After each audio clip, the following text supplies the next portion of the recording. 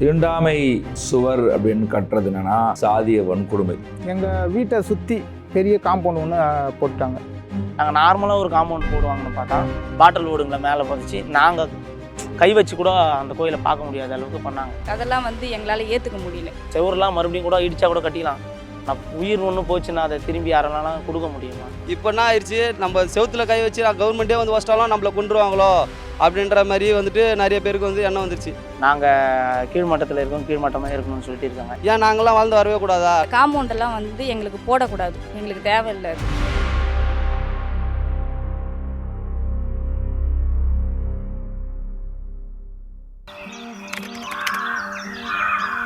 தீண்டாமை சுவர் அப்படின்னு கட்டுறது என்னன்னா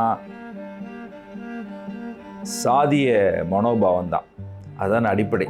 சாதிய உணர்வு, சாதிய ஆதிக்கம், சாதிய துவேஷம், சாதிய திமிர், சாதிய தெனாவட்டு, சாதிய வன்மம், சாதிய வன்கொடுமை. இப்படி தான் நம்ம அதனுடைய லிஸ்ட்டை பார்க்க வேண்டியது இருக்குது.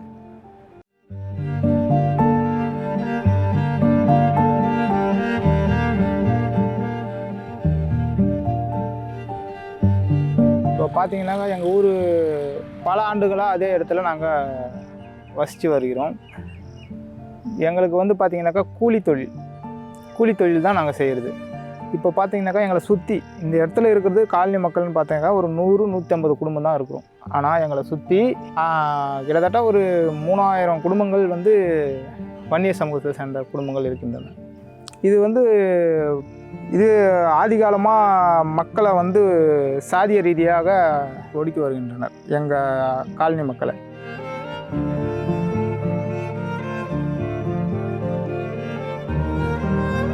அடுத்தபடியாக பார்த்தாக்கா பக்கத்துலேயே எங்கள் ஊர் காலனி பக்கத்துலேயே கோவில் ஒன்று, திரௌபதி அம்மன் கோவில் இருக்குது. அந்த கோவிலுக்கு நாங்கள் போகிறது வர்றது, எங்கள் ஊர்லேருந்து ஒரு 10 அடி எடுத்து வச்சா கோவில், அண்ணாண்ட ரோடு கிராஸ் பண்ணால் கோவில்.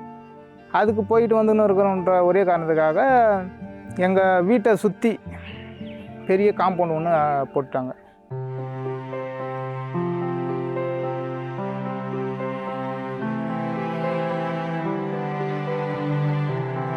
எதுக்காக கட்டினாங்கன்னா, நாங்கள் இந்த கோயில் உள்ள போயிட்டு அந்த சாமியை பார்க்குறதும், அதுக்கப்புறம் அந்த இடத்துல எதுவுமே போயிட்டு பண்ணக்கூடாதுன்னு சொல்லிட்டு நாங்கள் கீழ்மட்டத்தில் இருக்கோம், கீழ்மட்டமாக இருக்கணும்னு சொல்லிட்டு இருக்காங்க. மொத்தம் 3000 குடும்பம் இருக்குது அவங்களுக்கு. நாங்கள் மொத்தமே 80 குடும்பம் தான். நாங்கள் அவங்க என்ன சொன்னாலும் நாங்கள் கேட்போம். ஏன்னா நாங்கள் இந்த மெஜாரிட்டி கிடையாது, அவங்க தான் மெஜாரிட்டி அதிகம். அவங்க அதனால் ஒரு மரியாதை நிமித்தமாக நாங்கள் அவங்க எது சொன்னாலும் செய்வோம். இந்த மாதிரி சீரமைக்கணும்னு சொல்லும்போது நாங்கள் என்ன சொன்னோன்னா, சரி ஓகே பண்ணுங்கள், நல்லது தானே, கோயில் விஷயம் தான், நீங்கள் பண்ண போகிறீங்கன்னு சொன்னோம். நாங்கள் நார்மலாக ஒரு காம்பவுண்ட் போடுவாங்கன்னு பார்த்தா அதை ஒரு 8 அடிக்கு ஒரு காம்பவுண்ட் ஏற்றி அது மேலே கிளாஸ் அந்த நம்ம பாட்டில் ஓடுங்களை மேலே பதிச்சு நாங்கள் கை வச்சு கூட அந்த கோயிலை பார்க்க முடியாத அளவுக்கு பண்ணாங்க. அந்த கண்ணாடி ஓட்டை எங்கள் ஊரில் ஒரு 3 குடும்பங்கள் அந்த பொம்பளைங்க உடச்சிட்டாங்க. உடச்சவங்க திரும்பவும் கூட்டம் கூட்டி அந்த 3 வீட்டையும் கூட்டத்துக்கு வர வச்சு அவங்களுக்கு அபராதம் போட்டு அவங்க கையாலே அந்த கண்ணாடி ஓட்டை திரும்ப பதிக்க வச்சாங்க.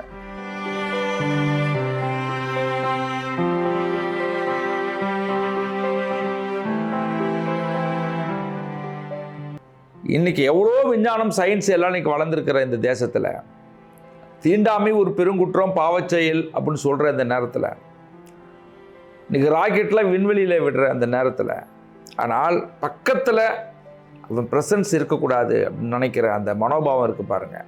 அவனை பார்க்கக்கூடாது, அவன் முகத்தை பார்க்கக்கூடாது அப்படின்ற அன்றைக்கி ஒரு சுவரை எழுப்பி ஒரு என்ன சொல்கிறது, நாடுகளுடைய எல்லையில் கூட இந்த சுவர் இருக்காது. பாதுகாப்பு சுவரோ பாதுகாப்பு எல்லையோ இன்றைக்கி சொல்லிட்டு இருக்காம பாருங்கள்.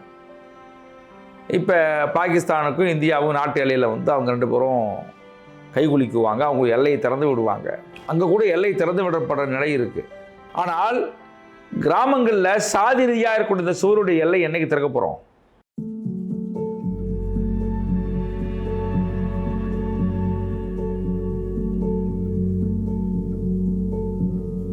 செவருக்கு ஆப்போசிட்லேயே இடம் இருக்குது. அந்த இடத்துல என்ன பண்ணிட்டாங்க, இரும்பு கம்பியை அடிக்கிறதுக்காக பண்ணாங்க. நாங்கள் போய்ட்டு அப்போ தான் எங்களுக்கு ஏன்னா இந்த இடத்த இரும்பு கம்பி வச்சு அடிச்சிட்டா குழந்தைங்க பால்வாடிக்கு போகிறதும் ஸ்கூல் பஞ்சாயத்து ஸ்கூலுக்கு போகிறதும் பஞ்சாயத்து அலுவலகத்துக்கு போகிறது எல்லாமே அந்த வழியாக தான் போகணும். அதுக்கு பசங்க ஸ்கூல் போகிறதெல்லாம் எப்படி, மக்கள் வந்து பஞ்சாயத்து ஆஃபீஸ் போகிறது எப்படின்னு கேட்டதுக்கு, நாங்கள் கேட்டு போட்டு கொடுத்துருவோம், நீங்கள் பசங்க ஸ்கூல் போகிறப்ப 8 மணிக்கு வந்து திறப்போம், பசங்க போயிடணும், அப்புறம் 4 மணிக்கு வந்து திறந்தால் வரணும் அப்படின்ற மாதிரி சொன்னாங்க. அவங்க வந்து இந்த மாதிரி போட்டு விட்டுட்டு நாங்கள் வந்து நீங்கள் ஃபோன் பண்ணி சொல்லுங்கள், நாங்கள் திறந்து விடுவோம், அதுக்கப்புறம் நீங்கள் போனதுக்கப்புறம் நாங்கள் பூட்டி விடுவோம் அப்படின்ற இதுவெல்லாம் பேசுகிறாங்க. அதெல்லாம் வந்து எங்களால் ஏற்றுக்க முடியல. அப்படி அது ஒரு அடிமைத்தனமான வாழ்க்கையாக்குது. அந்த மாதிரி நாங்கள் போயிட்டு நீங்கள் வர வரைக்கும் நாங்கள் காத்திருந்து, அதுக்கப்புறம் நீங்கள் வந்து நாங்கள் திறந்த பிறகு நாங்கள் போயிட்டு நாங்கள் எங்கள் வேலையை முடிச்சுன்னு வந்த பிறகு நீங்கள் போடுறதெல்லாம் வந்து எங்களுக்கு அடிமைத்தனமாக தெரியுது.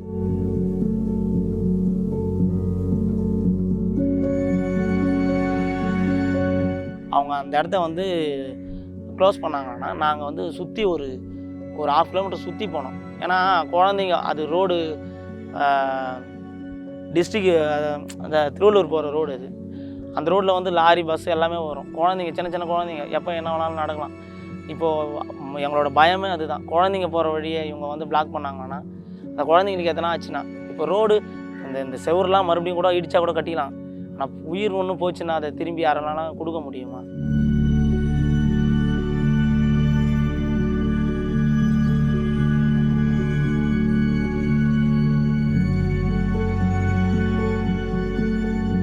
இப்போ இந்த 2 தரப்புக்கான பிரச்சனை எப்போ இருந்து ஆரம்பிச்சு? அதாவது பார்த்தீங்கன்னாக்கா இந்த 2 தரப்புக்கும் பிரச்சனை ஆதி காலத்துலேருந்தே இருக்குது. அவங்க எங்களை ஒடுக்கிக்கிட்டே இருக்காங்க.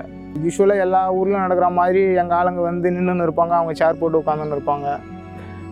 நாங்கள் அவங்க போகிறப்ப வரப்போ சேர் போட்டு கால் மேல் கால் போட்டாக்கா அதை வந்து அவங்க விரும்ப மாட்டாங்க. அவங்களுக்கு என்ன பிரச்சனைனா, நாங்கள் வந்து அவங்களுக்கு வந்து எப்போவுமே அந்த அடிபணிஞ்சு இருக்கணும், அடிமைகளாகவே இருக்கணும், நாங்கள் மேலே வரக்கூடாது, படிக்கக்கூடாது, எந்த எஜுகேஷன் லெவலுக்கு கொஞ்சம் வெளியில் வரக்கூடாதுன்னு சொல்லிட்டு அவங்களோட கருத்தே அதுதான்.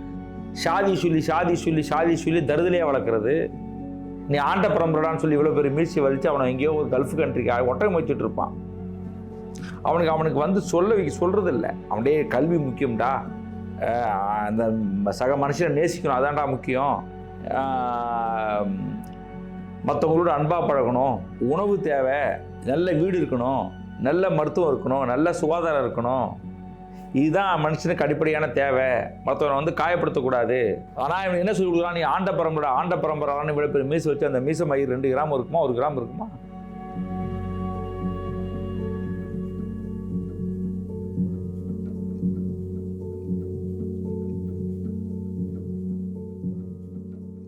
இப்போது இதுக்காக என்னென்ன சட்ட நடவடிக்கைகள்லாம் எடுக்க ஆரம்பிச்சிங்க, எப்போ இருந்து எடுக்க ஆரம்பிச்சிங்க அப்படின்னு? எப்படின்னா முதல் முறையாக இந்த வருஷம் ஜனவரியில் ஃபஸ்ட்டு லோக்கல் போலீஸ் ஸ்டேஷனில் கம்ப்ளைண்ட் கொடுத்தோம். ஒரு கம்ப்ளைண்ட் அவங்க வந்து பார்த்தாங்க. முதல்ல வந்து பார்த்துட்டு அவங்க வந்து எங்களை, அதாவது இதெல்லாம் ஒரு சாதாரண விஷயம் அப்படி தள்ளி விட்ற மாதிரி எங்ககிட்ட பேசிவிட்டு, இதுமாரி இதெல்லாம் பிரச்சனை பண்ணக்கூடாது, அவங்க கோவிலை பாதுகாத்துக்கிறாங்க அப்படின்னு சொல்லிட்டாங்க. அது எங்களுக்கு வந்து திருப்தியாக இல்லை. இதை பார்த்து சரி இது லோக்கல் போலீஸ் ஸ்டேஷனில் இவங்க சரியாக தீர்வு வராது அப்படின்னு சொல்லிட்டு அடுத்தது தாசில்தார்கிட்ட பார்த்து ஒரு மனு கொடுத்தோம். தாசில்தார் வந்து எல்லாத்தையும் பார்த்துட்டு ஆய்வு பண்ணிவிட்டு ஒரு வாரம் கழித்து மீட்டிங் ஒன்று அரேஞ்ச் பண்ணார். PCR meeting, Gummidipoondi tahsildar. அங்கே மீட்டிங் போனோம். மீட்டிங்கில் வந்து செல்வம்ன்ற ஆர்டிஓ தலைமையில் நடந்தது. அவர் என்ன சொன்னாருனாக்கா, இதெல்லாம் அரசு புறம்பு நேரத்தில் தனி நபரோ இல்லை வேறு யாரோ இது வந்து முள்வேலி போடுறது, காம்பவுண்ட் செவர் போடுறது, இது மாதிரியெல்லாம் இருக்கக்கூடாது, அதனால் போட்ட முள்வேலி கம்பிங்கள்லாம் புனிங்கி போகணும் அப்படின்ற மாதிரி ஆர்டர் காப்பி சொல்லிவிட்டு ஆர்டர் காப்பி வந்தது. ஆர்டர் காப்பி வந்த பிறகும் அந்த விஓ வந்து அதை ப்ராப்பராக எடுத்து, விஓவோ இல்லை லோக்கல் போலீஸ் ஸ்டேஷனோ போலீஸ் ஸ்டேஷன்லேருந்து யாருமோ வந்து அது ப்ராப்பராக இது பண்ணல. ஆனால் அதுக்கப்புறமும் எங்களுக்கு மறுபடியும் எங்களை வந்துட்டு வேறு மாதிரி இது பண்ணாங்க. மறுபடியும் அவங்க வேறு அப்ஜெக்ஷன் பண்ணி மறுபடியும் ஒரு பீஸ் கமிட்டி நடந்தது. அது வந்து ஆர்டிஓ ஆஃபீஸ் பொன்னேரி. அங்கேயும் இதே மாதிரி தான் பிரச்சனைங்க ஓடிச்சு. இது நாங்கள் விட மாட்டோம், எங்களோட மூதாதையர் காலத்துலேருந்து நாங்கள் அதை பண்ணுறோம், நாங்கள் வந்துட்டு காம்பவுண்ட் போட்டே தீருவோம் அப்படின்னாங்க. அதுக்கு வந்து ஆர்டிஓ மேடம் என்ன சொன்னாங்கன்னா, உன்னோட மூதாதையார் சொல்கிறாங்கன்னு நீங்கள் சொல்லக்கூடாது, அவங்க வாழ்வாதாரமே இல்லாமல் பாதிக்கப்படுறாங்க, கண்டிப்பாக நீங்கள் வந்துட்டு இதுக்கு ஒத்துழைச்சி தான் போகணும், நீங்கள் கண்டிப்பாக இதுக்கு ஒத்துழைச்சி போனோம், இது கவர்மெண்ட் இடம், அந்த இதை வந்து தூண்லாம் எடுக்கிற மாதிரி ஆகிடும் அப்படி சொல்லும்போது அவர் அப்படிலாம் முடியாது, அப்படிலாம் முடிஞ்சால் நான் எது வேணாலும் பண்ணுவோம் அப்படின்ற மாதிரி நாங்கள் எங்களோட பசங்களோட கையை நாங்கள் கட்டி போட்டு வச்சுருக்கோம் அப்படின்னு சொன்னாக்கா, அது நாங்கள் எது வேணாலும் பண்ணுவோம், எக்ஸ்ட்ரீம் லெவலுக்கும் போவோன்ற மாதிரி சொல்லியிருந்தார்.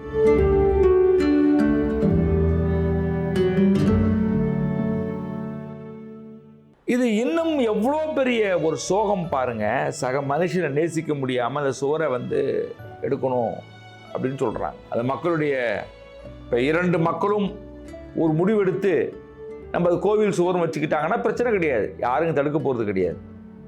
ஆனால் நீங்கள் சுற்றி ஒரு ஒரு இடத்துல வேலியை போடுறீங்க, அந்த இடத்துல மட்டும் சுவரை கட்டுறீங்க, மற்ற இடத்துல வேலி இருக்குது, அனைத்தையும் வேலி எடுப்பேன், அந்த சுவர் எடுக்க மாட்டேன் அப்படின்னா இது கேவலமான ஒரு சாதிய துவேஷமாக தான் நம்ம பார்க்க வேண்டியதாக இருக்கிறது.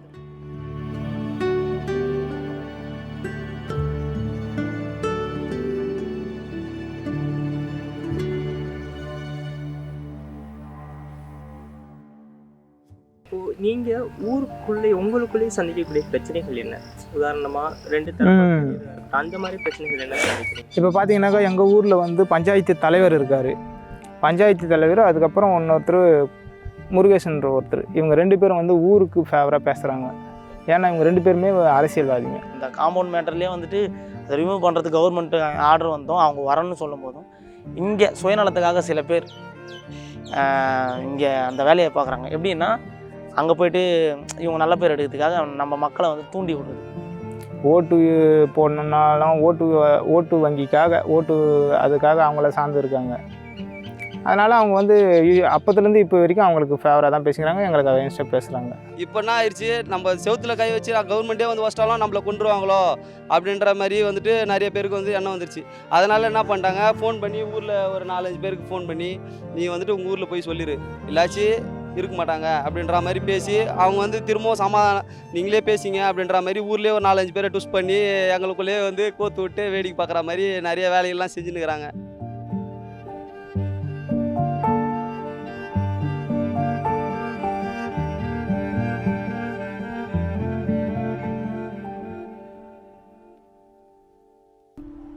தலித்துகளுடைய ஒரு அரசியல் எழுச்சி என்பது ஒரு 30 ஆண்டு காலம் கணக்கில் எடுத்துக்க முடியும், அவ்வளோதான். ஆண்டாண்டு காலமாக இருந்தாங்க. அப்பப்போ அந்த எதிர்ப்பு இருந்துட்டு தான் இருந்தது. எல்லா சமூகத்திலையும் ஒடுக்கப்பட்ட சமூகங்கள் அதை எதிர்த்து தான் இருந்திருப்பாங்க. எனக்கு இருக்கக்கூடிய இடைநிலை சாதின்னு சொல்லக்கூடிய இவனே மற்றவன்ட்டு ஒடுக்கப்பட்டு தான் இருந்திருப்பான். அவனும் ஒரு தலைமுறையில் வந்து எழுந்திருப்பான். இங்கே எல்லா சாதிகளுமே ஏதோ ஒரு விதங்களில் ஒடுக்கப்பட்டுட்டு தான் இருந்திருக்கும். அதனால் இந்த மெஜாரிட்டியை பயன்படுத்திக்கிட்டு, அங்கே இருக்கக்கூடிய சாதி ஆதிக்கத்தை பயன்படுத்திக்கிட்டு, மக்களை அச்சுறுத்திக்கிட்டு, மக்களுடைய இயலாமையை உணர்ந்து அவங்களை அச்சுறுத்துறது, இதெல்லாம் அயோக்கியத்தனத்தின் வெளிப்பாடு. அது அவன் செய்கிறான் அப்படின்னா அவன் மேலே கட்ட ஆக்ஷன் எடுங்க. அவனை தாங்க தேசிய பாதுகாப்பு சட்டத்தில் உழுதுறணும். தேசியம் என்ன, பார்லிமெண்ட் அட்டாக் பண்ணுறது மட்டும் தேசிய பாதுகாப்புமா? உள்ளூர் மக்கள் அடிக்கிறானே, அது தேசியத்தில் வராதா?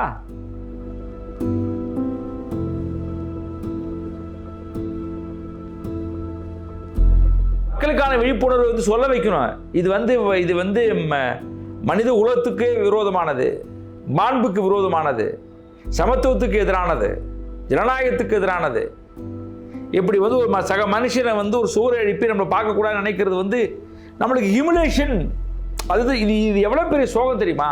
தனக்கு மிகப்பெரிய ஒரு ஹியூமிலேஷன் நடந்திருக்கு என்றதை அவனுக்கு புரியவே இல்லை அப்படின்னும் போது அந்த மக்களுக்கு எவ்வளோ பெரிய அழுத்தம் இருந்திருக்கும், எவ்வளோ பெரிய ஒடுக்குதல் இருந்திருக்கும். ரியாக்ட் பண்ணுறான் பாருங்க. அங்கே கூட ஒரு விடுதலை உணர்வு இருப்பதை நான் பார்க்குறேன்.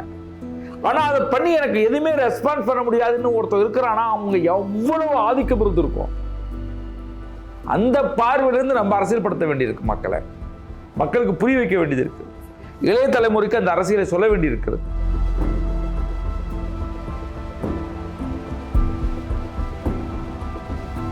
இது வந்து வெறுமனே அந்த வெறும் செவர் மட்டும் இடிக்கிறதா இருக்கக்கூடாது. ஏன்னா இது வந்து அவங்களுடைய மனசில் எங்களை பற்றின எண்ணத்தை முதல்ல அழிக்கணும், அதை இடிக்கணும். ஏன் நாங்களாம் வாழ்ந்து வரவே கூடாதா? நாங்கள் கடைசி வரும் இந்த இடத்துல இருந்து குச்சியில் இருந்தீங்கன்னா மழை தண்ணி வீட்டில் இருந்தீங்கன்னா இப்படியே தான் இருந்துட்டு இப்படியே செத்து போயிடணும். என் பிள்ளையும் அப்படியே தான் இருந்துடணும்.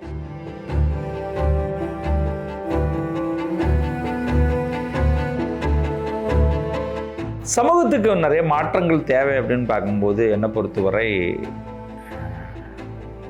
பாகுபாடு இல்லாத குடும்பங்கள் தேவை,